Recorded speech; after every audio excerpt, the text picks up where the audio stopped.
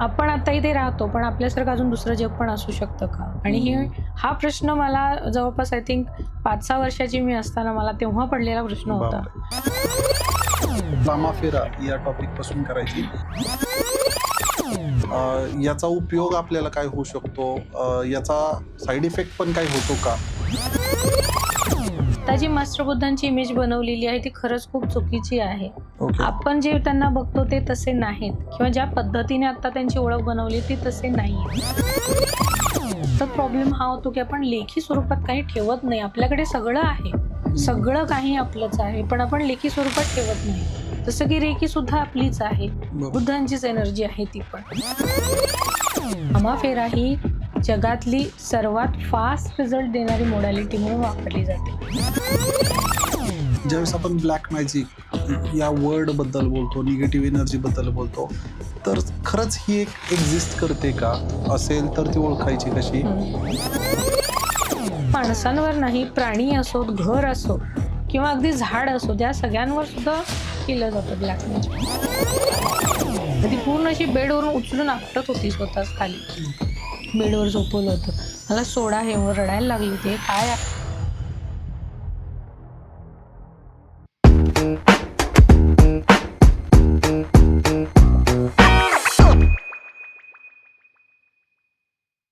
Level शिकल्यानंतर. Okay. म्हणजे साधारण 3 3 ते 4 महिन्यामध्ये 3-4 पूर्ण महिन्यामध्ये हो. ग्रँड मास्टर होऊ हो. शकतात. आता आपण बघतो धकाधकीचं जीवन चालू आहे. सगळ्यांना स्ट्रेस आहे. कोणाला जॉबचा असेल, कोणाला जॉबच लागत नाहीये. ज्यांना लागला त्यांना तो सहन होत नाहीये. वाढतं प्रेशर आहे. एआय टेक्नॉलॉजी आली त्यामुळे मग बऱ्याच लोकांच्या मनामध्ये भीती आहे. मग वेगवेगळे जॉब जातील किंवा खूप सारी कामं आहेत जी ह्युमन लेव्हलपेक्षा किंवा कुवतीपेक्षा खूप फास्ट गतीनं होत आहेत. म्हणजे दुनिया लिटरली 6 महिन्यांपूर्वी वेगळी होती, आता नंतर वेगळी आहे. ज्या स्पीडनं आपण जातोय तिथं कदाचित माणसाला रोबोट रिप्लेस करतील. त्या सगळ्या या वातावरणामध्ये ह्या एनर्जीचा किंवा हे जे काही आपण डिस्कस करतोय, त्याचा भाग कुठे आहे? ते कुठं स्टँड करताय? ॲक्चुअली ही जे काही फास्ट आहे किंवा एआय आहे किंवा मध्ये-मध्ये जे ट्रेंड येतात, घिवली असेल किंवा इतर जे काही ट्रेंड येतात, मुळात हे सगळं काही इल्युमिनाती आणि रेप्टिलियन्सचं आहे. ओह! हे ओके. समजणं आधी गरजेचं आहे. तुम्हाला जर एखाद्या गोष्टीचं ॲडिक्शन लावलं जातंय, मग ते Insta असो, YouTube असो किंवा इतर काहीही असो. हं, हे सगळं ॲडिक्शन जे कुठल्याही प्रकारचं लावलं जातंय, ते तिथून आलेलं आहे. तो ट्रॅप आहे. हं, मूळ एनर्जी ती आहे, रेप्टिलियनची आहे, की नष्ट करायचंय मानवाला. त्याची जी बुद्धी आहे ती नष्ट करायची आहे. त्याला खरं-खोटं कळू नये. हं, चांगलं-वाईट काय आहे ते कळू नये. हं. त्यामुळे सुरुवातच तिथून झालेली आहे, त्या एनर्जीकडून आलेलं आहे. ओके. आपल्याला जी वाटते ही टेक्नॉलॉजी आहे, हं, पण ही खरी टेक्नॉलॉजी नाही. जर याच्याही आपण जर मागे जाऊन बघितलं, तर स्टारसीड जसं माझं प्लॅनेट एक आहे, तसे अजून प्लॅनेट्स आहेत. जसं अँड्रोमेडियन येतात. सिरियस जसं मी स्टार तो सांगितला ते आहेत, लायरन्स आहेत, ॲक्युटेरियन आहेत.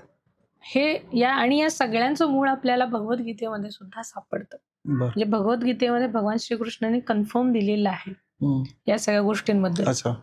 किंवा त्यांचे जे दशावतार आपण जर व्यवस्थित अभ्यासले, तर त्याची उत्तर आपल्याला मिळतात. जो की पहिला अवतार जो मत्स्यावतार आहे, तिथपासून जर आपण सुरुवात केली किंवा जो बर्म्युडा ट्रायंगलचा इश्यू आहे, तो आजपर्यंत रिझॉल्व्ह झालेला नाही, की ते काय आहे कोणालाही माहीत नाही अजून.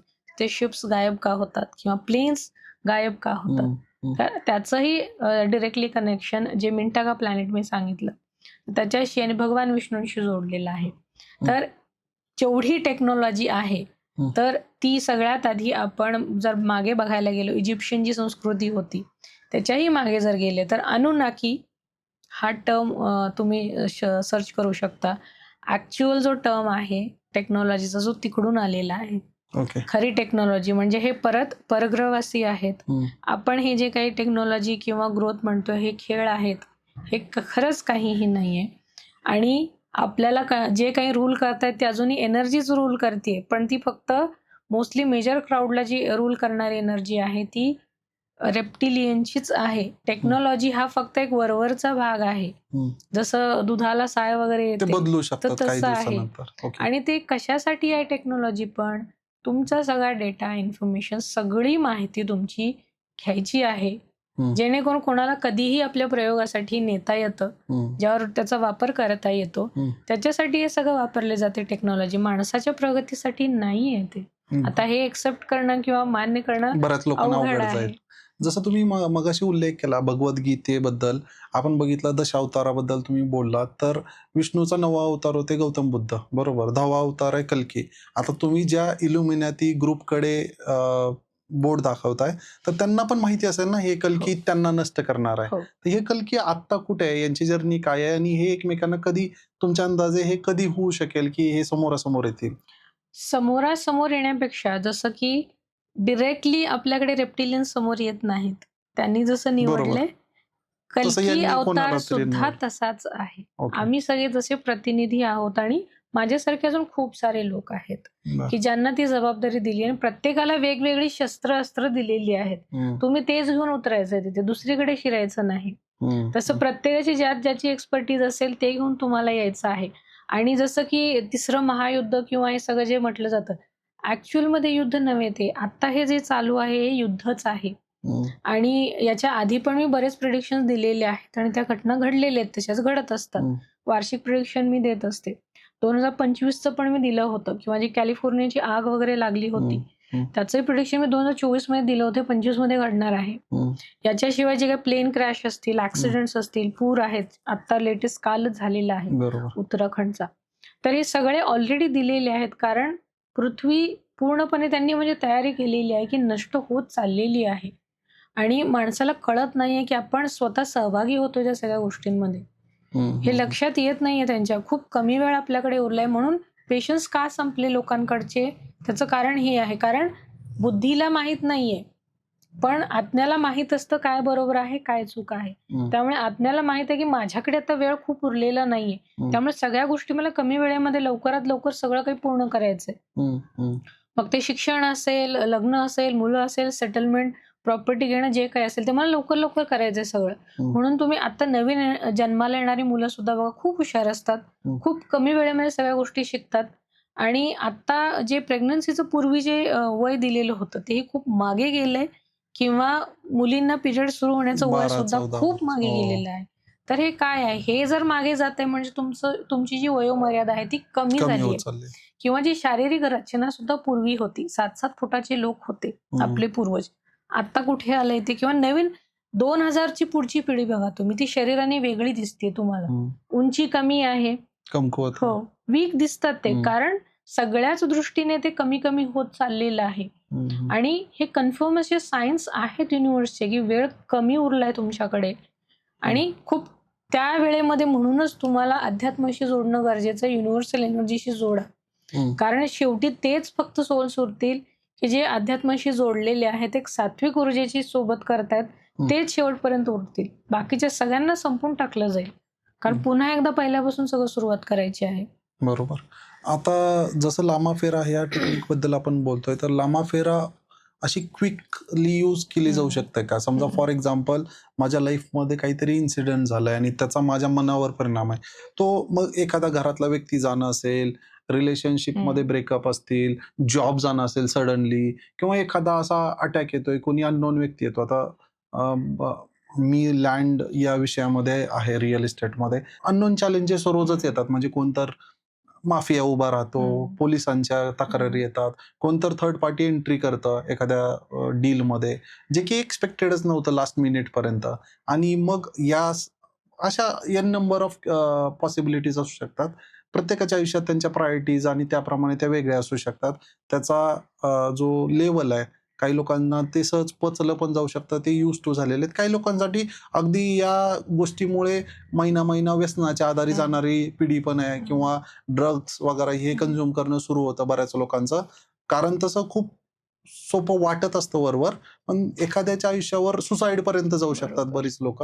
तर याच्यामध्ये हे क्विकली रिझल्ट देऊ शकतं असं काही टेक्निक आहे का लामाफेरा? हो, मुळात लामाफेरा ही म्हणूनच वर्ल्ड्स फास्टेस्ट हिलिंग मोडॅलिटी असंच म्हटलं जातं. कारण जिथे आपण जर एक बेसिक रेकीचं घ्यायला गेलं, म्हणजे मी जवळपास 10 ते 15 हिलिंग मोडॅलिटीची ग्रँड मास्टर आहे. ओके. आणि काही गोष्टी मी स्वतः इन्व्हेंट पण केलेल्या आहेत, जसं स्टुडंटसाठी स्पेशल बनवलेलं आहे. या सगळ्या गोष्टी शिकल्यानंतर मी लामाफेराच बेस्ट हे एवढ्यासाठी सांगू शकते की तिथे तुम्हाला खूप कमी वेळ लागतो.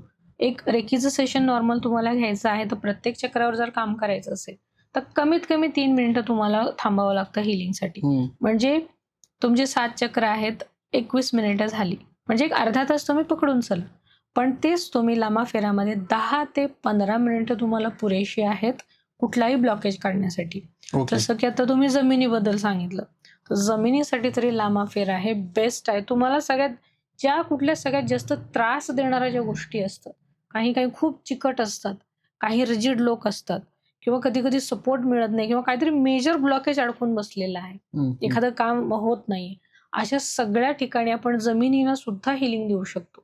कुठलाही प्रॉब्लेम असेल आणि त्याच वेळी किंवा तिथे जाऊनच दिलं पाहिजे असंही नाही. तुम्ही तुमच्या घरी राहून सुद्धा हिलिंग देऊ शकता. फक्त त्या जमिनीचा तुम्हाला फोटोग्राफ लागेल किंवा त्याच्या जमीन, घर, फ्लॅट, प्लॉट अशा गोष्टींना जर आपण हिलिंग देणार आहे, तर तिथे दिशा महत्त्वाच्या असतात. आपल्याला व्यवस्थित त्या जमिनीच्या दिशा महत्त्वाच्या आहेत.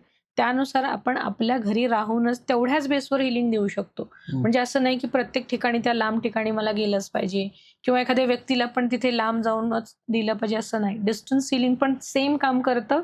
समोरासमोर पण तसंच काम करतं आणि 10 ते 15 मिनिटं पुरेशी आहेत. आणि पहिलंच सेशन झाल्यानंतर आपल्याला फरक दिसायला चालू होतो. आणि ज्याला हिलिंग दिलंय म्हणजे जर ती व्यक्ती असेल, तर त्यांना स्वतःला जाणवतं. बऱ्याचदा लांबा फेरा हिलिंगमध्ये मोस्टली व्हिजन्स येतात. म्हणजे जो रिसिव्हर आहे, त्याला व्हिजन्स येतात. समजा त्याने काहीतरी फायनान्शियल इश्यूसाठी त्याचे हिलिंग घेतले, चालू आहे. तर जो काही ब्लॉकेज आहे किंवा जी गोष्ट त्रास देते तिला, ज्याच्यामुळे हे ब्लॉकेज तयार झाले, ते त्याला व्हिजनमध्ये दिसतं. जर तो व्हिज्युअलेटरी असेल. नसेल, जर तो व्हिज्युअलेटरी नाही, तर थॉट्सच्या माध्यमातून, फीलिंग्सच्या माध्यमातून किंवा कोणी व्यक्ती आठवेल, एखादी सिच्युएशन आठवेल किंवा समजा जर चक्रासमध्येच ब्लॉकेजेस आहेत, तर त्या पर्टिक्युलर चक्रामध्ये त्याला खूप भयंकर त्रास होतो. इतकं की ते हिलला उठून मारावं. ते बाबा ते बंद कर आधी. इतका त्रास होतो जर जिथे ते ब्लॉकेज आहे. तर हे रिसिव्हरला सुद्धा ॲक्च्युअलमध्ये अनुभव येतात. म्हणजे असं नाही की हिलर त्याचा तो काहीतरी करतोय आणि रिसिव्हरला काही अनुभव येत नाही. असं नाही, तो स्वतः सुद्धा हिलर अनुभव घेतो आणि खूप फास्ट होतं हे. जे काही खूप जास्त अवघड त्रासदायक आहे, तर त्या सगळ्या गोष्टी काढून टाकण्यासाठी लांबा फेरा खूप बेस्ट आहे. बरं, हे कुठल्या भाषेत शिकलं जाऊ शकतं किंवा तुम्ही शिकवता?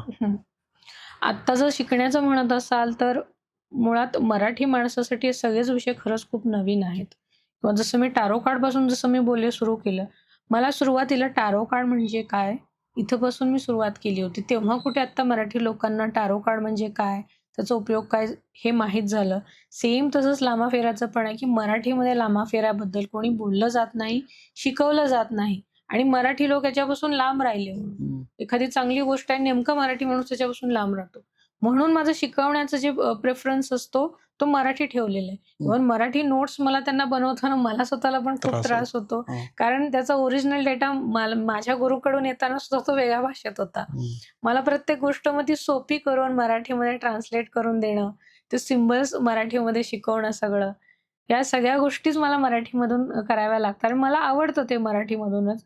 कारण मराठी माणसापर्यंत पोहोचणं जास्त गरजेचं आहे. बरं, अदर दॅन मराठी काय पॉसिबिलिटी असू शकतात, की म्हणजे ज्याला मराठी येत नाही आणि आपला त्याच्यासाठी पॉडकास्ट? हिंदी पण ऑप्शन असतं. ओके. हिंदीमध्येही शिकू शकतो माणूस. ओके. पण कारण ते एक्झिक्यूट इंग्लिशमध्ये करता तुम्हाला कोणीही मिळेल. बरोबर. इझिली मिळतं आपल्याला. कंटेंट पण इझिली मिळतो इंग्लिशचा. पण मराठी, हिंदी किंवा इतर रिजनल लँग्वेजमध्ये आपल्याला मिळत नाही. पण ते एक्झिक्यूट पण त्याच भाषेत होतं का? फॉर एक्झाम्पल एखाद्या सोल सोबत डिस्कस करताय, तुम्ही जसं सांगितलं की अॅनिमल सोबत डिस्कस करताय, तर त्यांच्या ज्या लँग्वेजेस आहेत या डिकोड करता येतात का समोरच्याला शिकल्यानंतर? समजा मी मराठी शिकलोय पण समोरचा जो सोल आहे तो मराठी नाहीये. म्हणजे मला विचारायचं काय हे म्हणजे तुम्हाला हे कळालं. स्पेसिफिक ॲनिमल्सच्या अॅनिमल असेल किंवा ह्युमन जी असेल. स्पिरिट आहे त्याच्यासोबत. समजा तो व्यक्ती बसलेला मराठी आहे, पण ती जी स्पिरिट आहे ती मराठीच असेल असं गरजेचं नाही. त्याच्यासोबत कम्युनिकेशन करताना तुम्ही काय पद्धतीची भाषा? आता हा प्रश्न सगळ्यांनाच पडतो किंवा प्राण्यांची कुठली वेगळी भाषा वगैरे असते का? सगळ्यात आधी हा प्रश्न तर असं नाही. जेवढे काही निसर्गातले मानवेतर जीव आहेत, तर त्या सगळ्यांमध्ये आणि माणसांमध्ये ही टेलिपॅथी ही नॅचरली प्रत्येकाला दिलेली आहे. ती ॲक्टिव्ह असते. जर ज्यांनी शक्तिमान वगैरे सिरियल बघितलेलं आहे, तर त्यामध्ये टेलिपॅथी आपल्याला सांगितली होती. ती आपण एवढी सिरियसली घेतली नाही. पण टेलिपॅथी ही प्रूव्हन टेक्निक आहे सायकॉलॉजीमधली, जी सगळ्यांकडे आहे. टेलिपॅथी म्हणजे आपण काय करतो, की कोणी कुठेही असेल, डिस्टन्स काही असेल, तुमची भाषा जसं तुम्ही म्हणालात, प्रत्येकाची मातृभाषा वेगळी आहे किंवा डिक्शनरी त्याची वेगळी आहे. पण तरीही आपण टेलिपॅथीच्या माध्यमातून त्याच्याशी कम्युनिकेट करू शकतो. जसं की आपण इथे बसून एखाद्याला मेसेज पाठवतो.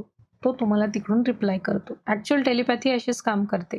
ओके. प्राणी पक्ष्यांच्या बाबतीत पण हे असंच होतं, टू वे कम्युनिकेशन.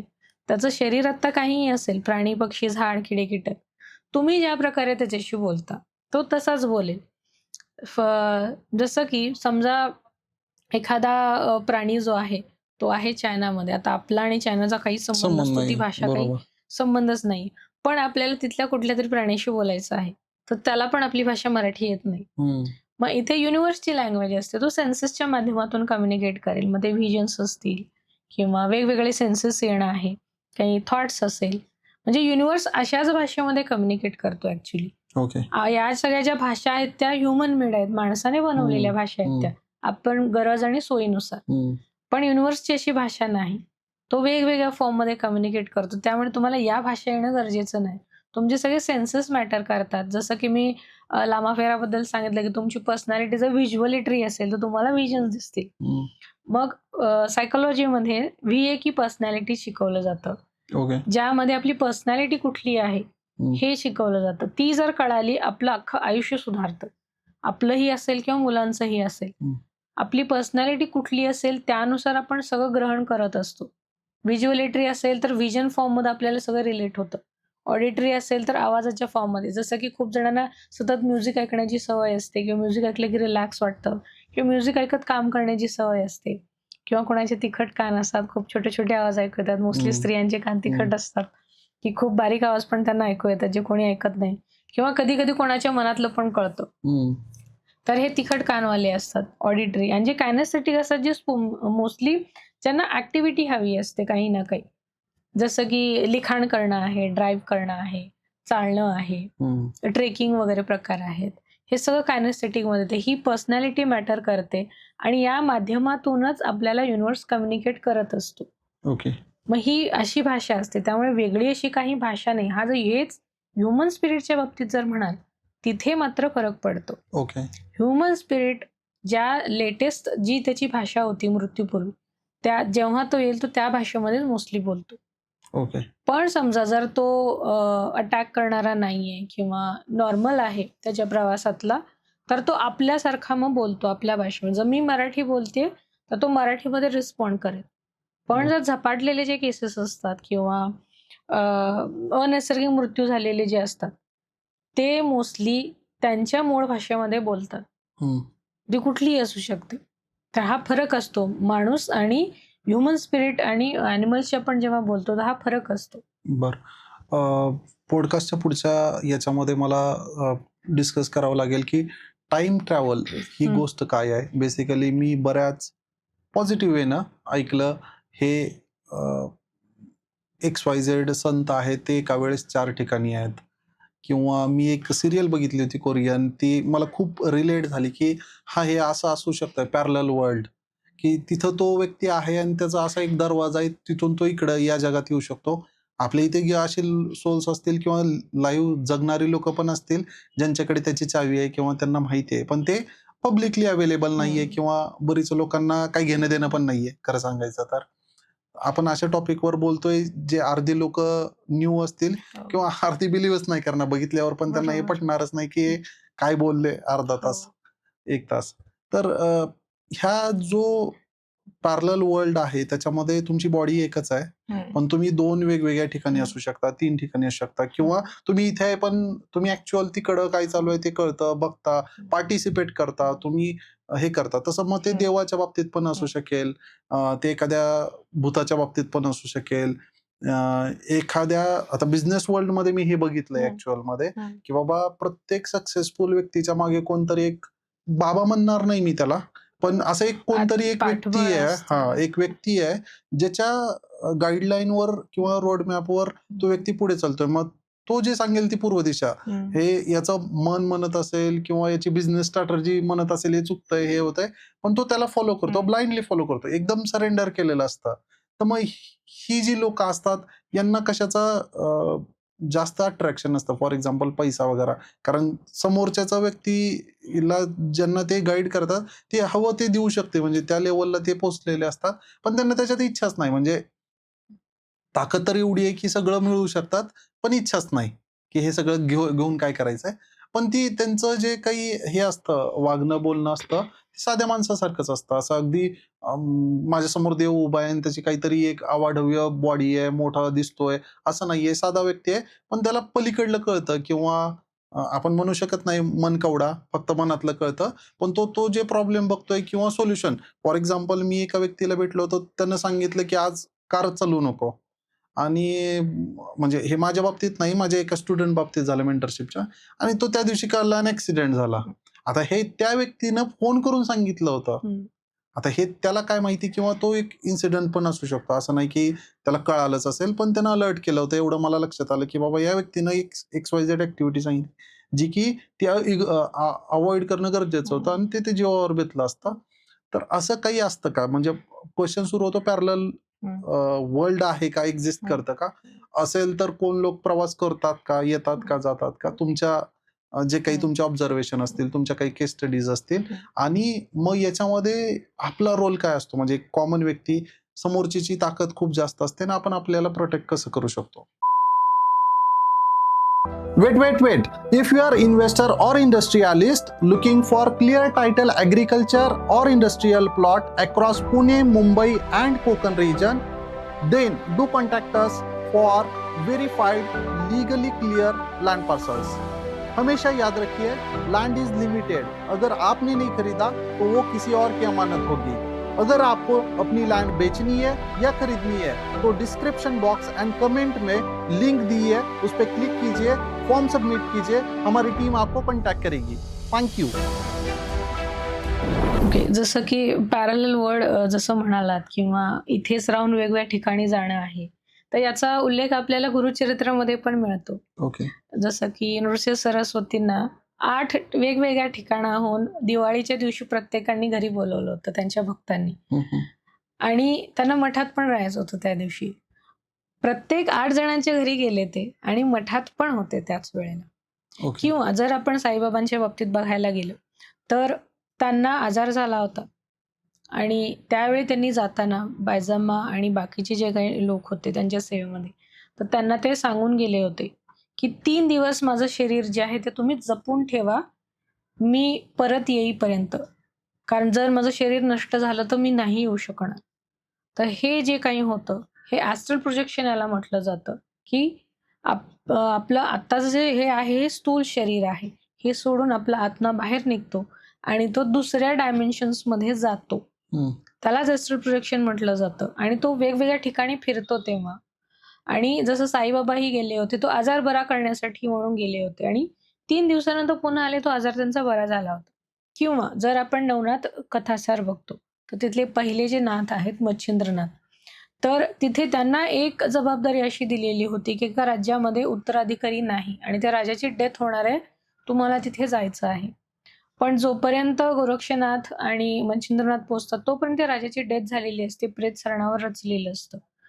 पण जी जबाबदारी दिलेली आहे, गुरूंनी दिलेली आहे, ती पूर्ण करायची. यामुळे एक सेफ जागा शोधतात गुहेमध्ये का मंदिराच्या खाली आणि तिथे आपलं शरीर मच्छिंद्रनाथ ठेवतात, स्थूल शरीर आणि तिथून परकाया प्रवेश करतात. म्हणजे ज्या राजाची डेड बॉडी ठेवलेली आहे, त्यांच्या शरीरामध्ये मच्छिंद्रनाथांचा आत्मा प्रवेश करतो आणि राजा म्हणूनच ते जिवंत होतात आणि त्याच्यानंतर मग त्या राज्याला वारस देऊन पुन्हा ते परत येणार असतात. पण या पूर्ण कालावधीमध्ये ते झोपलेल्या बेशुद्ध अवस्थेत असल्यासारखं ते शरीर आहे आणि त्या शरीराची जपणूक करावी लागते. जसं ॲस्ट्रल प्रोजेक्शन आहे किंवा पॅरलल वर्ल्डमध्ये जाणं म्हणजे काय, की आपण शरीर सोडून जातोय. हे शरीर इथेच आहे, आपलं स्थूल शरीर. हे शरीर घेऊन नाही जाऊ शकत. मग ते शरीर आपल्याला सेफ ठेवावं लागतं. मग मच्छिंद्रनाथांच्या बाबतीत हे असं झालं, की हे कळालं, तिथल्या राणीला कळालं, की हा माणूस कोणीतरी वेगळाच आहे आणि माझ्यासोबत माझा पती म्हणून राहतो. तर ते शोधून काढलं त्यांनी आणि मच्छिंद्रनाथांच्या शरीराचे अनेक तुकडे करून वेगवेगळ्या ठिकाणी फेकून दिले जातात. आणि ते शरीर व्यवस्थित असलं तरच ते नाथ परत येऊ शकतात आपल्या शरीरामध्ये. पण गोरक्षनाथांकडे संजीवनी मंत्र असल्यामुळे ते पुन्हा सगळं जोडतात तुकडे वगैरे आणि ते जिवंत करतात.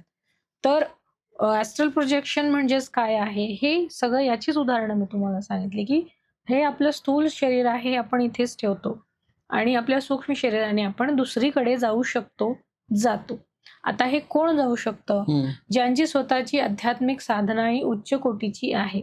ते प्रत्येक जण जाऊ शकतात.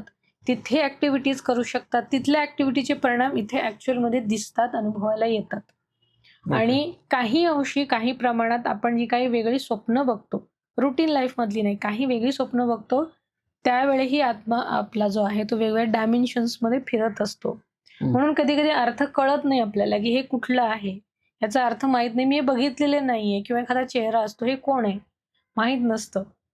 हे वेगवेगळ्या डायमेन्शन्समध्ये आपला आत्मा फिरून परत येतो. कधी-कधी आपल्याला असं अनुभव पण येतो, की खूप गाढ झोपेत आपल्याला गेलेलो असतो. कोणीतरी जागं करत असतं आपल्याला, पण आपल्याला जागं व्हायला वेळ लागतो. तेव्हा बऱ्याचदा तो लांब गेलेला असतो आपला आत्मा, दुसऱ्या डायमेन्शनमध्ये गेलेला असतो. जसं की आपण जर डायमेन्शन वाईज बघायला गेलं, जसं सोप्या भाषेत म्हटलं जातं, की पाताळ आहे, जमीन आहे आणि वरती स्वर्ग आहे. तर तसे डायमेन्शन्स आहेत. आता आपण जे राहतो तो थर्ड डायमेन्शन आहे. भौतिक जग जे आहे ते थर्ड डायमेन्शन आहे. आणि खाली जे आहेत सेकंड आणि फर्स्ट हे पाताळ लोक आहेत. आणि वर मग जसजसं तुमचा कॉन्शियस लेव्हल, चेतना, समजूत, जाणीव जी आहे सत्याविषयीची, ती जसजशी जागृत होत जाते, वाढत जाते, तुमचा कॉन्शियस लेव्हल त्या डायमेन्शनमध्ये बदलत जातो.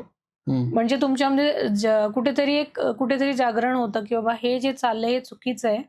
मला यात काहीतरी करणं गरजेचं आहे किंवा काहीतरी आहे वेगळी शक्ती जी हे सगळं रूल करते. ही जाणीव जेव्हा तुम्हाला होते, तेव्हा तुमचं कॉन्शियसनेस, चेतना जी आहे ती फोर्थ डायमेन्शनमध्ये गेलेली असते. आणि जेव्हा तुम्ही ॲक्चुअलमध्ये मान्य करता आणि स्वतः काम करायला लागता, तेव्हा फिफ्थ डायमेन्शन आणि त्याच्या पुढे-पुढे सगळ्या मग जात राहतात. जेवढे उच्च साधक असतात, त्यांचं जे डायमेन्शन असेल ते 7th डायमेन्शनच्या पुढे असतं. ओके. आणि मग ते इझिली कुठेही ट्रॅव्हल करू शकतात किंवा पुढे घडणाऱ्या सगळ्या गोष्टी कळतात किंवा त्रिकालज्ञानी आपण म्हणू किंवा वाक्सिद्धी म्हणू, की बोललेल्या गोष्टी खऱ्या होतात. हे सगळं त्या लेव्हलला गेल्यानंतर होतं. म्हणजे या बाबतीतला मला आता आठवतोय तो अनुभव सांगते मी. मी जसं खूप वेगवेगळ्या एनर्जी सोबत काम करत असते आणि आम्ही जसं मी सांगितलं, की रेप्टिलियन्स आमच्यावरही अटॅक करत असतात वेगवेगळ्या फॉर्ममध्ये. तर एक अनुभव तसाच होता माझा. म्हणजे ते विजन असं होतं, की एक विच आहे, फिमेल विच चेटकीण आहे. ती खूप पॉवरफुल आहे आणि ती खूप लोकांना मारते. म्हणजे तिथे काहीतरी कार्यक्रम सुरू आहे मोठा आणि ती मारते विनाकारण. म्हणजे सगळेच आहेत, छोटी मुलं आहेत, स्त्रिया आहेत, सगळ्या एज ग्रुपचे लोक आहेत. आता हे ऐकताना कदाचित ते खोटं वाटू शकतं, पण शेवटी जेव्हा मी सांगेन तेव्हा ते खरं कसं आहे ते कळेल तुम्हाला. आणि मी तिथेच आहे आणि मी ते थांबवू शकत नाहीये. मला थांबवायचं आहे कारण ती विनाकारण लोकांना मारते. आणि इथे मी बरंचसं फाईट करण्याची तिच्याशी प्रयत्न करते, पण मला ते कंट्रोल होत नाहीये. आणि एक स्पेसिफिक हॉलसारखी ती जागा आहे आणि त्या हॉलमध्येच मी सेफ आहे. मी तिथून जर बाहेर निघाले, तर मग माझ्या सगळ्या एनर्जीज वीक होणार आणि ती पॉवरफुल होणार असं आहे. पण तिला जर मारायचं असेल, हरवायचं असेल, तर मला बाहेर जाणं गरजेचंच आहे. मग मी तेवढी रिस्क तिथे घेतली, बाहेर गेले, जेणेकरून तिला डिस्ट्रॅक्ट करता येईल आणि तेवढ्या वेळेमध्ये आमच्या घरी काठी आहे वेताची. लहानपणापासूनची आहे. ज्योतिबाची काठी आहे घरी आणि ती काठी घेतली मी आणि तिला मारायला सुरुवात केली मी. कारण ती कंट्रोलमध्येच येत नव्हती. कारण ती जी काठी असते स्पेसिफिक ती भूत उतरवण्यासाठी वापरली जाते. काही-काही ठिकाणी दत्त महाराजांच्या ठिकाणी पण ती काठी असते. वेताचीच काठी म्हटलं जातं. भूत उतरतातच त्या काठीने. तिला मी मारायला चालू केलं आणि त्याच्यानंतर मग ती गेली पळून. कारण ती वीक झाली. नंतर मग मी घरी फोन करून विचारलं. मला म्हटलं फोटो पाठवा आधी. म्हणजे घरातला जो देवघर आहे तिथला काठी बघायची आहे मला. कारण ती काठी फुटली होती मला जसं दिसलं होतं. घरच्यांनी फोटो पाठवला मला. ती लिटरली काठी फुटली होती. वरून पूर्ण अशा सगळ्या त्याला चिरा गेल्या होत्या. सगळी फुटली होती. मग ती रिप्लेस करायला सांगितली. पुन्हा मी स्वतःच गेले आणि नवीन काठी त्याच ठिकाणी जाऊन, देवाच्या ठिकाणी जाऊन नवीन काठी आणून मग ती रिप्लेस केली. आता हे ॲक्चुअल जी फाईट होती ती या डायमेन्शनमधली नव्हती. ती वेगळ्या डायमेन्शनमध्ये फाईट चालू होती, वेगळ्या ठिकाणी चालू होती. पण काठी मात्र माझी इथलीच होती या जगातली. आणि म्हणून ती काठी फुटली होती, जी मला नंतर बदलावी लागली. तर हे पॅरलल वर्ल्ड किंवा डायमेन्शन्स जे आपण म्हणतो ॲक्चुअलमध्ये एक्झिस्ट करतात किंवा जसं मी सांगितलं, की मी स्वतःही या प्लॅनेटची नाही किंवा जेवढे भगवान विष्णूंचे जे दशावतार आहेत, हे सगळेही त्याचाच भाग आहेत.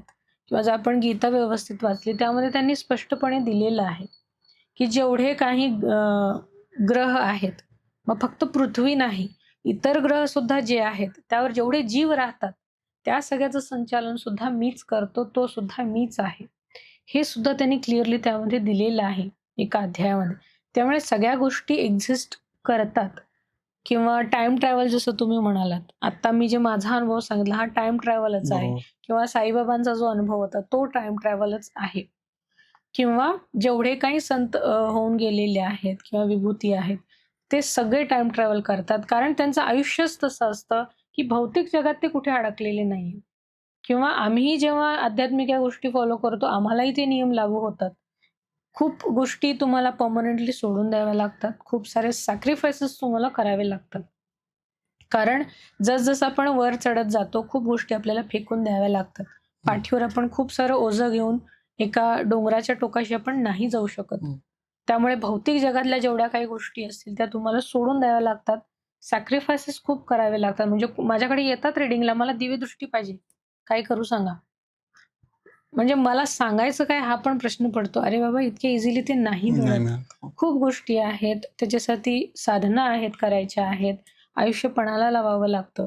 तिथे वेळ काळेचं भान नसतं, तुमच्या जेवणाचं भान नसतं. या सगळ्या गोष्टी मागे सोडाव्या लागतात, की तुमच्या आयुष्यात ॲक्चुअलमध्ये काय चाललंय. जसं की मी जसं मी अष्टांग योग सांगितलं होतं. तर त्यावेळी शरीरावर खूप परिणाम वाईट झाले होते. म्हणजे माझं वजन अगदी 40 किलोच्याही खाली गेलं होतं. बापरे! पूर्ण हेअरफॉल एवढा झाला होता, म्हणजे पूर्ण शरीर तुम्ही सापळ्यासारखं म्हणू शकता. आणि मग हे होतात परिणाम सगळे. ते सहन करावंच लागतं त्यावेळेला. तुमची तेवढी तयारी आहे का ते सहन करण्याची? हं. किंवा मग मी दिवसातले 10-10 तास मेडिटेशनमध्ये असायचे. खूप त्रासदायक गोष्ट आहे ती सगळी. सोपं नाहीये. तुमचं जेवणाचं शेड्यूल नसतं आणि शरीरावर खूप परिणाम इतरही होतात. आजारी पडल्याची लक्षणं दिसतात, की तुम्ही जागेवरून हलू शकत नाही. हं. थोडीही हालचाल करता येत नाही आणि याला मेडिकल उपचार कामी येत नाहीत. ते युनिव्हर्सल एनर्जीने झालेलं असतं. युनिव्हर्सल एनर्जीच ठीक करते. मग ही सगळी तुमची तयारी आहे का? तुम्ही तेवढे तास मेडिटेशनमध्ये बसू शकता का? तुम्हाला आवडणाऱ्या गोष्टी तुम्ही परमनंटली सोडून देऊ शकता का? हं. हे सगळं येतं जर तुम्हाला असं काही या लेव्हलचं अचीव्ह करायचं आहे. हे अर्थातच एक जन्माचं काम नाही. हे पण तेवढंच आहे. हं. हं. तुम्हाला प्रत्येक जन्मामध्ये थोडं-थोडं करत यायचं आहे. एकाच जन्मामध्ये शक्य होत नाही. आणि आता ज्या स्टेजला मी किंवा इतर जे कोणी असतील, जे या सगळ्या गोष्टी करतात, अर्थातच आम्ही सगळे आमचे लाखो जन्म होऊन गेलेले आहेत.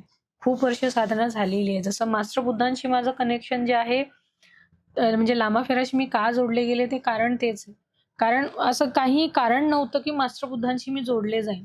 कारण घरात एवढं कट्टर वातावरण होतं माझ्या, की बुद्धांचं नाव पण नाही घेऊ शकत. हं. म्हणजे लहानपणी मला अजूनही आठवतं, की अ, काही ठराविक लोकांना पाणी जर हवं असेल, तर ते बाहेर गेटजवळ थांबायचे हं. आणि तिथून फक्त असं करून सांगायचे. म्हणजे आमच्यासमोर त्याने तोंड पण उघडायचं नाही. पाणी आम्ही वरूनच असं ओतायचो ते तसंच प्यायचे. हं. एकदा मी चुकून तांब्या पाण्याचा जो हातात दिला होता, तर आईने मला ओरडलं होतं, की "हातात का दिला तो?" तर मला माहीत नव्हतं, मी लहान होते. हं. तर अशी अवस्था असताना सुद्धा मला बुद्धांचं अट्रॅक्शन का आहे? हं. थोडं जरी कुठे मला काही मिळालं बुद्धांचं, मी वेड्यासारखी वाचायचे ते. आणि नंतर मग मी जेव्हा माझ्या पास्ट लाईफ सगळे चेक केलं वेगवेगळ्या रिडिंगच्या माध्यमातून, तेव्हा मला तिथे कळतंय. मास्टर बुद्धांच्या काळामध्ये मी त्यांची अनुयायी साध्वी आहे आणि त्यांच्या लेव्हलची साधना मी तिथे केलेली आहे. म्हणजे आयुष्य वाहून दिलेलं आहे स्वतःचं. मग हे फक्त आत्ता एका जन्मातलं असतं असं नाही. हं. हं. जर आपल्याला त्या स्टेटला जायचं आहे, तर अनेक जन्मात तुम्हाला त्या सगळ्या गोष्टी करत याव्या लागतात आणि हे जर करत आलं, तर नक्कीच माणूस त्या स्टेटला जाऊ शकतो.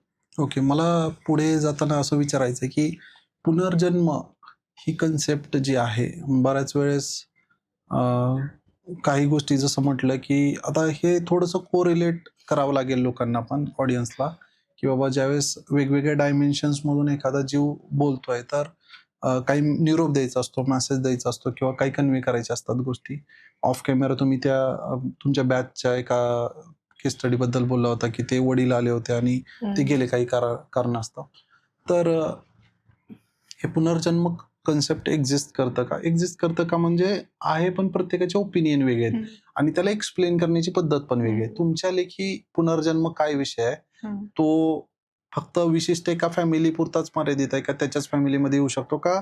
पुनर्जन्म एखादा व्यक्ती, राजा, एखादा संत हा रिव्हर्ट येऊन इथे दुसरं काहीतरी कार्य करत असतो. याच्याबद्दल थोडंसं बोलावं. ओके. याचं मूळ शोधण्यासाठी मी पुन्हा भगवान श्रीकृष्णांची जी भगवद्गीता आहे त्याचाच रेफरन्स देईन मी, ज्यामध्ये एखाद्या माणसाला किंवा एखाद्या जीवाला एखादा जन्म कशाच्या बेसिसवर मिळतो हे त्यांनी सांगितलेलं आहे.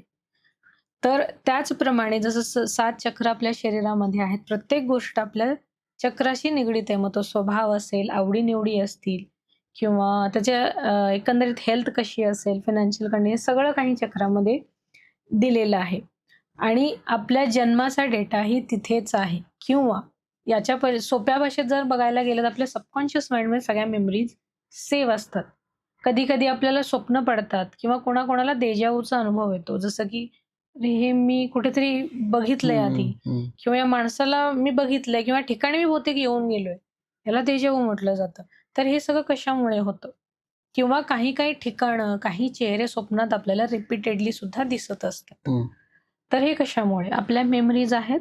सबकॉन्शियस माइंडला खूप कॅपॅसिटी आहे त्याची. म्हणजे त्याला आईसबर्गचं उदाहरण दिलेलं आहे सायकॉलॉजीमध्ये, की जो वरून आपल्याला थोडासा दिसतो असा आईसबर्ग, पण आतमध्ये खूप मोठा आहे. सबकॉन्शियस माइंड आपलं तसंच आहे. तर त्या सगळ्या मेमरीज तिथे स्टोअर असतात.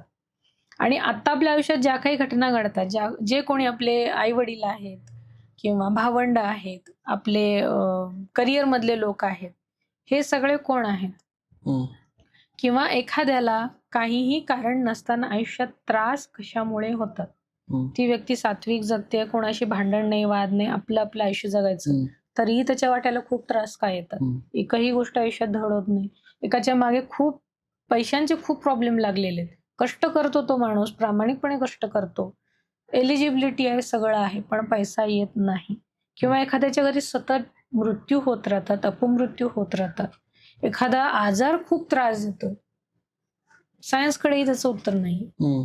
म्हणजे आपण जे टेक्नॉलॉजी म्हणतो किंवा आपण विज्ञान कुठे गेलं जे म्हणतो, पण सायन्सकडेही अशा खूप केसेस आहेत ज्याची उत्तरं नाहीत. मग हे सगळं होण्याचं कारण काय? याचं मूळ आपल्या पास्ट लाईफमध्ये, आधीच्या जन्मामध्येच असतं आणि ते एक नसतं. जसं की 84 लाख योनींचं एक सायकल आहे, एक चक्र आहे. मग त्यात प्राणी, पक्षी, किडे, कीटक, झाड, माणूस हे सगळेच आले. आणि त्या 84 लाखमध्ये 4 लाख हे मनुष्य योनी आहेत. मग आपलं जे काही आत्ताचं मेजर जे आपण सफरिंग जे असतं किंवा जे चांगलं पण आहे आपल्या आयुष्यात, तर आधीच्या 4 लाख जन्मांमध्ये किंवा अगदी प्राणी असताना सुद्धा आपण जे काही केलंय, त्याचेच परिणाम म्हणून आत्ता आपल्या आयुष्यात एखादी गोष्ट असते. चांगली असो किंवा वाईट असो. जसं की कोणाचंही आयुष्य पूर्णपणे 100% पॉझिटिव्ह नसतं किंवा 100% निगेटिव्हही नसतं. मिक्स असतं. काही गोष्टी चांगल्या दिलेल्या आहेत आणि काही गोष्टी टफ दिलेल्या आहेत, ज्यातून लेसन लर्न करायचे आहेत. तर हे असं मिक्स का होतं? म्हणजे कोणाला वाटत असेल की नाही बाबा बाकीच्यांचं सगळं चांगलं आहे. पण तसं नाही. त्याला त्याच्या आयुष्यात प्रॉब्लेम दिलेले आहेत. फक्त ते रिव्हील होत नाहीत आपल्यापुढे. तर हेही असं का होतं? कारण इथे आपलं सोल कॉन्ट्रॅक्ट मॅटर करतो. आणि प्रत्येक जन्मामध्ये आपण जे काही केलेलं आहे, चांगलं वाईट, त्यातलं थोडं-थोडं घेऊन आपल्याला आत्ताचं आयुष्य आलेलं असतं. आणि हे कोणी दुसरं देत नाही. आपण आपलं स्वतःचं सोल कॉन्ट्रॅक्ट स्वतः बनवतो आणि स्वतः ठरवतो, की मला या जन्मामध्ये एवढा भाग माझा एन्जॉय करायचा आयुष्याचा, नंतर माझे लेसन लर्न करायचे आहेत. आणि हे कशासाठी? तर शेवटी प्रत्येक आत्म्याचा अंतिम मार्ग हा मोक्ष आहे. मोक्षाकडे जाणे. कर्म क्लिअर झाल्याशिवाय आपण जाऊ शकत नाही. चांगले असो किंवा वाईट असो. मग एखाद्याला एखादं आयुष्य मिळतं म्हणजे काय आहे सोल कॉन्ट्रॅक्ट? हे सगळं आपण घेऊन आलोय, की मला एवढं एज्युकेशन घ्यायचं आहे. माझं बालपण कसं असेल, पेरेंट्स कसे असतील, माझं पर्सनल लाईफ कसं असेल, हेल्थ कशी असेल आणि मी आध्यात्मिक काम करणार की नाही. हे सगळं ठरवून येतो आणि त्यानुसार गोष्टी घडत असतात. त्या कर्माशी जोडलेल्या व्यक्तीच आपल्या आयुष्यात आलेल्या असतात. मग ती चांगली असो किंवा त्रास देणारी असो. मग हे आले सगळे कुठून? आपले आधी बरेच जन्म झालेले आहेत. तिथून हे सगळ्या गोष्टी जोडलेल्या आहेत. आता जर कोणी म्हणत असेल की असं काही नसतं, एकच जन्म असतो, याच जन्मात सगळं करून जायचं आहे. तर तसं नाही. तर त्यावर विचार करणं गरजेचं आहे, की एखादा प्रॉब्लेम तुमच्या आयुष्यात कशामुळे आला? तुमची काही चूकच नाहीये. तरी तो प्रॉब्लेम कुठून आला तुमच्याकडे? जात का नाहीये सोडून? तो कव्हर करता येतो का त्याचं सोल्युशन? हो. त्याचा समजा एखादा असा प्रॉब्लेम कुठलाही असेल तो, जो त्रास देतोय. तर मग त्याच्यासाठी आपल्याला मागे जाऊन बघावं लागेल, की मागे काय झालंय?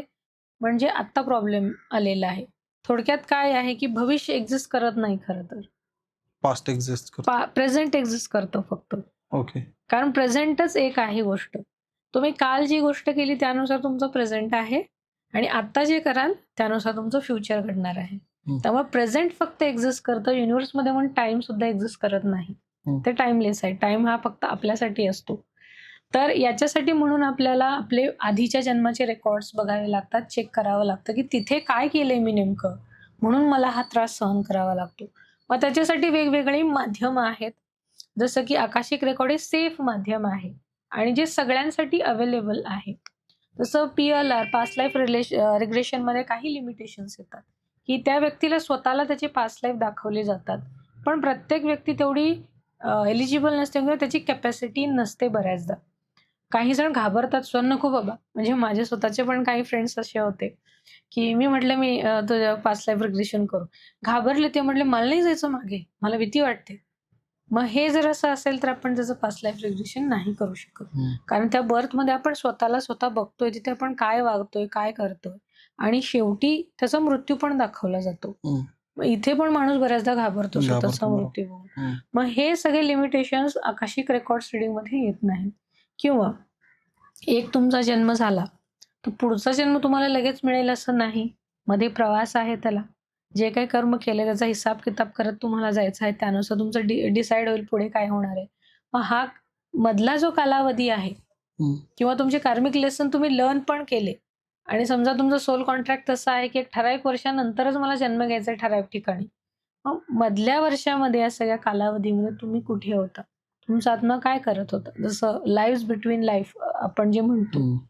तर हा जो काही गॅप आहे, हा सुद्धा आपण आकाशिक रेकॉर्ड्समध्ये चेक करू शकतो, जो पास्ट लाईफ रिग्रेशनमध्ये करता येत नाही. हं. तिथे आपण जो ॲक्चुअल जन्म आहे, एक्झिस्ट करतो, तेवढंच चेक करू शकतो. आणि हे सेफ आहे आकाशिक रेकॉर्ड्स रीडिंग. जो रीडर आहे तो स्वतः मागे जातो. सगळ्या गोष्टी तो स्वतः चेक करतो आणि तुम्हाला माहिती आणून देतो. ओके. पास्ट लाईफमध्ये पुढे जाण्याच्या अगोदर पुनर्जन्म ठरवून घेता येतो का? पुनर्जन्म हा ॲक्चुअली प्रत्येकाचाच होत असतो.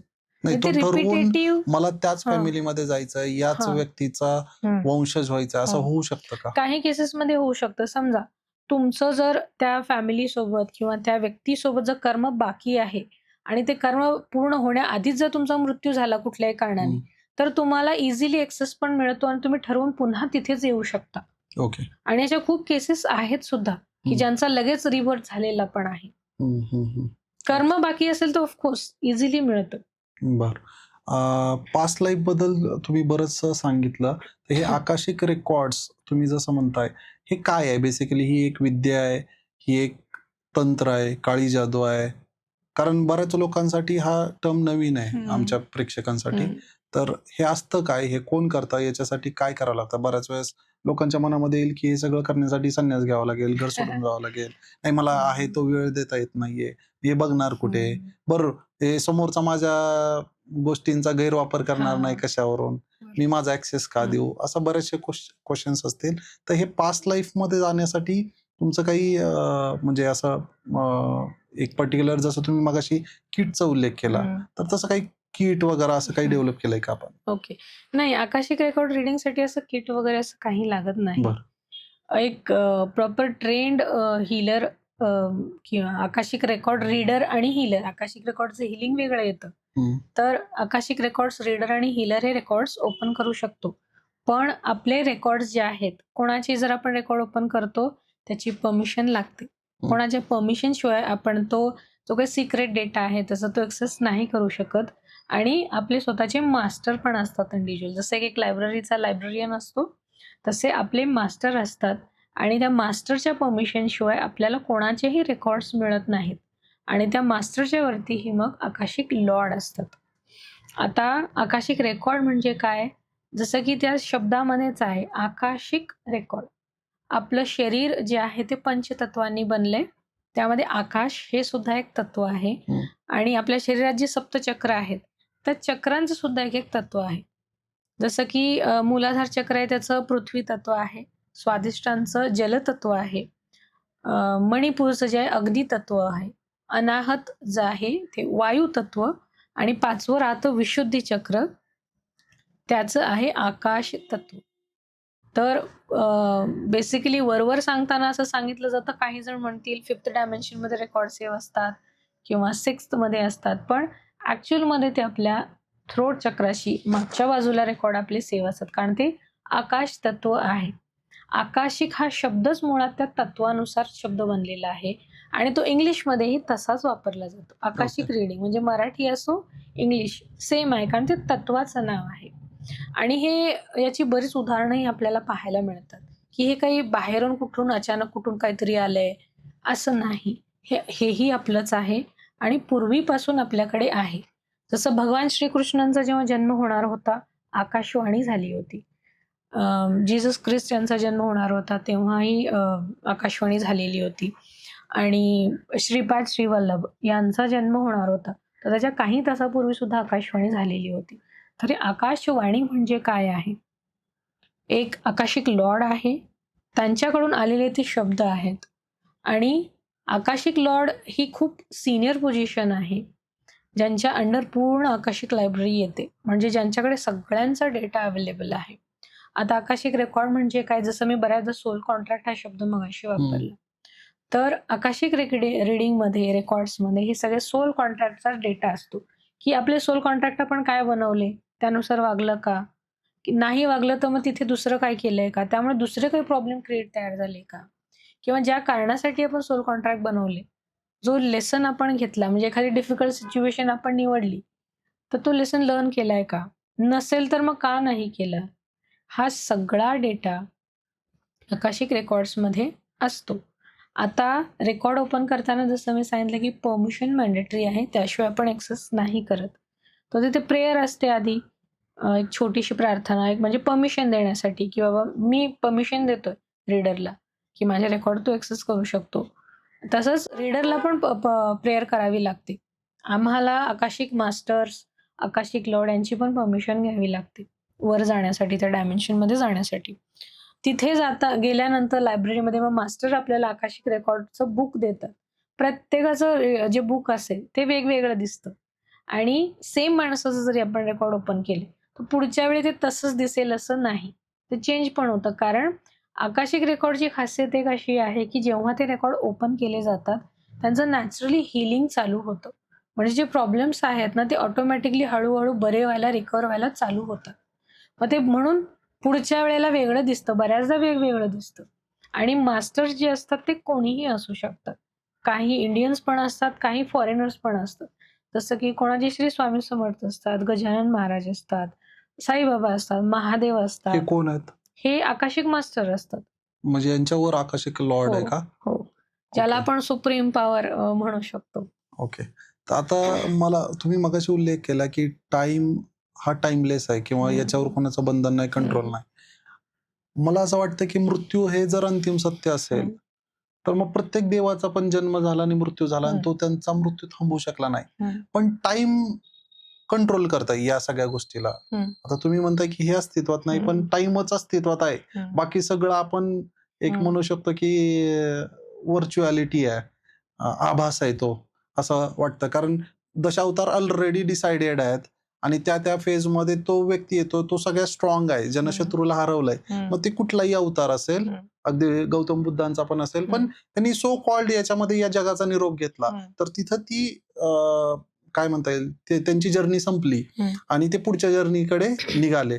म्हणजे इथं ताकद कोणाची आहे? ही वेळेचीच आहे ना, ज्याला काल म्हणू, महाकाल म्हणू किंवा ती वेळ म्हणू. आता ह्या कल्कीनंतर काही क्लिअरिटी नाहीये. बऱ्याच वेळेस त्याचा कुठं संदर्भ नाहीये. म्हणजे कोणीच त्याच्या पुढे काय होणार हे नाही बोलत आहे, की परत सत्ययुग आणि परत त्या सगळ्या गोष्टी होतील.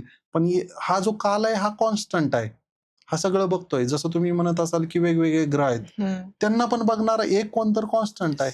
आता माझा क्वेश्चन हा आहे, की आकाशिक लॉर्ड जर समजा या मास्टरपेक्षा खूप वरच्या सिनियर पोझिशन तर ते वेगवेगळे दुनियेला रन करत असतील. म्हणजे एवढा सगळा डेटा आहे. आपण हम्म. बघितलं की एखादी फाईल स्टोअर करायची तर त्याचा एवढा जीबी हो. आणि टीबी मध्ये डेटा आहे. तर हे जगात किती जन्म झाले आणि किती लोक असतील.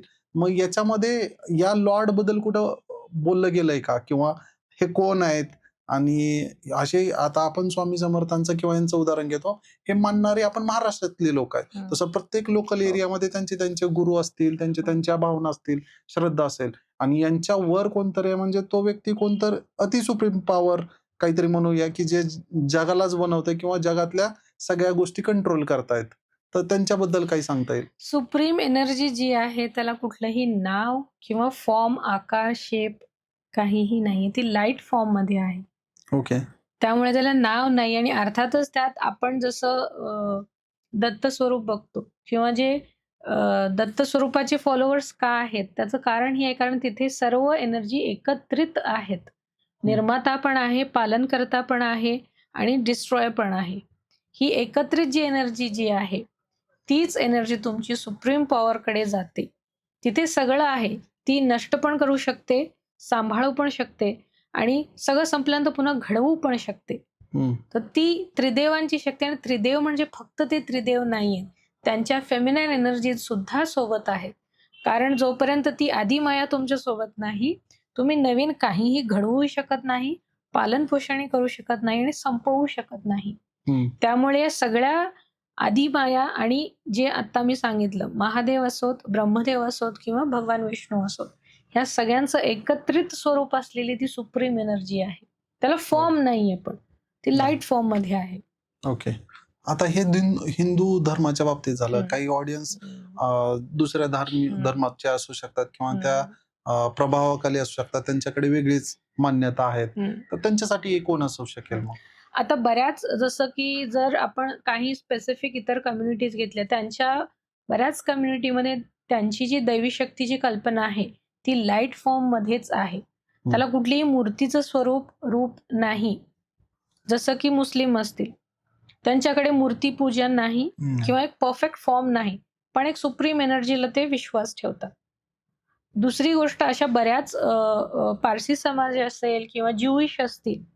ज्यूइशमध्ये सुद्धा तसंच आहे. त्यांच्याकडे ग्रंथ म्हणून ते त्यांना देव म्हणून म्हणतात किंवा जसं आपल्याकडे सीख आहेत. गुरु ग्रंथ साहेब आहेत. हं. जसं की हे वेगळ्या फॉर्ममधले आहेत. त्यांनी मानवी रूप दिलेलं नाही, जे आपण दिलेलं आहे. हं. तर थोडक्यात त्यांची कल्पना काय विश्वास कुठे की सुप्रीम एनर्जी आहे, जी निराकार आहे. त्या सुप्रीम एनर्जीलाच फॉलो करतात ते. सगळे येऊन तिथेच थांबतात. हं. किंवा जीसस ख्रिस्ट पण काय म्हणाले होते? Son of God. मी मुलगा आहे त्यांचा, मी देव नाही. हं. म्हणजेच सुप्रीम एनर्जी ही वेगळी आहे. ओके. सगळ्यांनी तोच मेसेज दिलेला आहे किंवा जेवढे पैगंबर होऊन गेले मुस्लिम, हं. हं. त्यांचंही तेच म्हणणं होतं की मी मेसेंजर आहे. मी देव नाहीये, मी मेसेंजर आहे. तुम्हाला गाईड करण्यासाठी आलोय. हं. हं. तर प्रत्येक जेवढे तुम्ही धर्म बघाल किंवा जैन धर्मात जरी बघायला गेलात, तिथे सुद्धा तसंच आहे. तीर्थंकर होऊन गेलेले. त्यांचंही तेच आहे, सांगणं आहे. आणि हे जेव्हा तुम्ही खोलवर जाऊन अभ्यास कराल, वरवर करून काही अर्थ उपयोग लागणार नाही. नाही किंवा हं. हं. कॉन्शियस माइंडला ते पटणार नाही. जेव्हा तुम्ही डीपली या गोष्टी वाचत जाल, त्यावर चिंतन कराल, तेव्हा कळतं की सुप्रीम एनर्जीलाच सगळेजण मानतात, की जी निराकार आहे. ओके. आपण पॉडकास्टच्या शेवटच्या टप्प्यामध्ये जाता-जाता मला आपण जसं ऑफ कॅमेरा बोलत होतो, की हे पितृदोष हं. काय असतात? याचे बऱ्याच लोकांनी वेगवेगळे पूजा-पाठ, पर्याय, जे काही पॉसिबिलिटी समोरच्यानं सांगितल्या त्या केल्या. पण त्याच्यात काही फरक पडताना दिसत नाही. रिझल्ट दिसत नाही.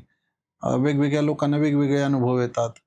काही गोष्टींचा आभास होतो, काही गोष्टी प्राणी स्वरूपात, पक्षी स्वरूपात त्यांच्या पर्यंत कम्युनिकेट करतात असं वाटतं. आता नुकताच पितृपंधरवडा येतोय. त्यावेळेस जेवण दिलं जातं. त्यांना नैवेद्य दिला जातो आणि माफी मागितली जाते बऱ्याच वेळेस हे होतं. पण याचा त्रास हा दुसऱ्यांनी थर्ड पार्टी करण्यापेक्षा हा घरातलाच विषय आहे. त्यांचेच पूर्वज त्यांनाच बोलतायत किंवा त्यांच्याकडून काय अपेक्षा भंग झाल्या असतील त्याची शिक्षा देत आहेत असं म्हणू शकतो. तर याच्याबद्दल आपलं काय मत आहे ना? अर्थातच सोपं उदाहरण घ्या. आपण काहीतरी काम केलं कोणाचं तरी आणि एक अपेक्षा ही माणूस म्हणून प्रत्येकाची असते किंवा त्या माणसाने मला किमान थँक तरी म्हणावं. हं. काहीतरी त्याने मला रिटर्न म्हणून किमान तेवढं तरी करावं. पण बरेच जण नाही करत. आपल्याला त्या गोष्टीचा सुद्धा राग येतो, त्रास होतो. हम्म. मग समजा आपल्या पूर्वजांनी आत्ता आपण जे आयुष्य जगतोय, ते अर्थातच आपल्या पूर्वजांमुळे आहे. त्यांनी जे काही हाल सहन केले असतील, कष्ट घेतले असतील, ते जर तेव्हा नसते तर आज आपण इथे जगायला नसतो. हम्म. पण आपण मोस्टली काय करतो, कोसतो आपल्या हम्म. पितॄंना, की यांनी माझ्यासाठी काही केलं नाही. केलं नाही, बरोबर. सगळं जे काही प्रॉब्लेम तयार झाले ते यांच्यामुळे झालेलं आहे. हम्म. पण या सगळ्या गोष्टी करण्याआधी हा विचार करणं गरजेचं आहे, की तेही कुठेतरी अडकलेले असतात त्यांच्या मार्गामध्ये. बऱ्याच जणांना सद्गती मिळालेली नसते. हम्म. एक तर हे, किंवा काही पितरांमध्ये असेही पितर असतात की जे त्रास पण देतात खरंच. म्हणजे जेलसीमुळे. आता तो मनुष्य स्वभाव आहे, गुण आहे तो माणसातला, की बाबा मला हे सगळं एवढं इझिली मिळालं नाहीये, मग याला का मी मिळवू देऊ? काही पितर अशा प्रकारेही त्रास देतात आणि काही जे पितर आहेत ते ऑफकोर्स आशीर्वाद देणारेही असतात आणि काही जे ते अडकलेत मार्गात, त्यांना आपल्या मदतीची गरज आहे. काही ना काही, जसं कोणाचा अनैसर्गिक मृत्यू असतो किंवा कोणाचे अंतिम विधी झालेले नसतात, कोणाला मारलं गेलेलं असतं. कारण जुन्या काळात बऱ्याचदा अंत्यविधी व्यवस्थित केले गेलेले नाहीत. हम्म. किंवा बरीच मुलं असायची, त्यातली मध्येच एक्सपायर झालेली असायची. तसं 13-15 अशी मुलं असायची, त्यातली बरीच एक्सपायर झालेली असायची. मग ते असंच अंतिमविधी घरच्या घरीच असंच ते शेतामध्ये दफन वगैरे केलं जायचं, व्यवस्थित केलं जात नव्हतं. मग हे सगळे जीव जे आहेत ते अडकतात. त्यांना सद्गती मिळत नाही, पुढे जाता येत नाही. त्यासाठी म्हणून जो विधी आहे तो सजेस्ट केला गेलेला आहे. जे काही आपण 13 दिवस जे दिलेले आहेत मृत्यूनंतरचे, तर त्याच्यासाठी आहेत. पण समजा हे जरी झालेले नाही, तरी शास्त्रांमध्ये नारायण नागबळीसारखे उपाय दिलेले आहेत. आणि आत्ताच्या काळामध्ये त्याचे परिणाम का मिळत नाहीत? हम्म. कारण करणारा व्यक्ती तोही शुद्ध मनाने करत नाही आणि घेणारी व्यक्ती जी आहे, जे करून घेणारी, ती पण शुद्ध मनाने करत नाही. म्हणजेच करणाऱ्या व्यक्तीला पैसे हवे असतात म्हणून करतोय. त्याच्यात तो श्रद्धा नाही, भाव नाही, की बाबा ती एक ओढ नाही त्याच्यामध्ये, किंवा मला याच्या अडकलेल्या पितरांना पुढे न्यायचं आहे, ती तळमळ नसते. हम्म. आणि करून घेणाऱ्या माणसाच्या मागे काय असतं, काय बाबा हे माझ्या मागे त्रास लागले, पीडा हम्म. लागली, हम्म. जाऊ दे एकदाची. हम्म. ही भावना असते त्यांच्यामध्ये. आपल्या पितरांसाठी म्हणून आपण काहीतरी चांगलं करावं ही भावना नसते. म्हणून त्या सगळ्या गोष्टींचे रिझल्ट्स येत नाहीत. हम्म. पण समजा याच्यापेक्षाही सोपा मार्ग कोणाला हवा असेल, किंवा काही जणांना कर्मकांडावर खरंच विश्वास नसतो, की तो तिसरा माणूस कोणी काहीतरी करतोय आणि त्याने माझ्या पितरांना काय फरक पडणार, असंही काही जणांना वाटतं. तर म्हणून तिथे पितृ हिलिंग सारखं मेडिटेशन मी एक बनवलेलं आहे, की जिथे तुम्हाला पितरांचंही वेगळं डायमेन्शन असतं, पितर लोक असतो, तिथं तुम्हाला नेलं जातं त्या गायडेड मेडिटेशनमध्ये. आणि तिथे तुम्हाला तुमचे पितर भेटतात. कोण अडकलंय, कोणाला मदत हवी आहे का, कोणाला काही त्रास आहे का, कोणाचे अंतिमविधी केले नाहीयेत का, तर जे काही असेल ते तुम्हाला स्वतः सांगतील त्या मेडिटेशनमध्ये. त्या माध्यमातून तुम्ही आत्ता त्या ऍक्टिव्हिटीज करून त्यांना मदत करू शकता. किंवा हिलिंगमध्ये सुद्धा एवढी पॉवर आहे, की आपल्या सगळ्या जनरेशनमध्ये जर असं कोणी अडकलेलं आहे, त्यांना हिलिंगच्या माध्यमातून आपण सद्गती मिळण्यासाठी मदत करू शकतो. म्हणजे कुठलंही हिलिंग असो, त्याचंही हिलिंग मी वेगळं बनवलेलं आहे. तर त्या हिलिंग आणि मेडिटेशनच्या माध्यमातून स्वतः व्यक्ती आपल्या पण घरी करू शकतो. म्हणजे काही जणांचं असं असतं, की बाबा मला नाही ती फी परवडत, एवढी प्रत्येक वेळी मी फी हम्म. कुठून देऊ? हम्म. तर किंवा स्वतःला मला अनुभव घ्यायचा, माझ्या पितरांना मला बघायचं आहे. तर ते हे माध्यम पण निवडू शकतात. पण खरंच हा एक मेजर प्रॉब्लेम आहे. अँसेस्ट्रल हिलिंग किंवा पितृदोष, की ज्यामुळे आपल्याला आपल्या अख्ख्या कुटुंबाला अनेक प्रकारचे त्रास सहन करावे लागतात आणि ज्यावर काम करणं गरजेचंच आहे. ओके मॅम, तुम्ही खूप अमूल्य मार्गदर्शन केलं, तुमचे पर्सनल एक्सपिरियन्स शेअर केले. होपफुली आमच्या ऑडियन्सला हा पार्ट 1 पार्ट 2 तुम्ही जो काही बघताय तो आवडला असेल. आम्ही अपेक्षा करतो की तुम्हाला यातून खूप मदत होईल. तुमच्या काही क्वेरीज असतील, क्वेश्चन्स असतील, किंवा तुम्हाला मॅमला कॉन्टॅक्ट करायचा असेल तर त्याचा जो डिटेल्स आहे आम्ही डिस्क्रिप्शन बॉक्समध्ये देत आहोत. जर तुमच्याकडून चांगला प्रतिसाद मिळाला तर मॅडमला आम्ही रिक्वेस्ट करू की तुम्ही पुन्हा एक द्या पुढच्या पार्टसाठी नवीन टॉपिक सोबत. अर्थातच आज थांबूया. तुमचा निरोप घेतो. लाईक करा, शेअर करा, सबस्क्राईब करा. Thank you ma'am. धन्यवाद.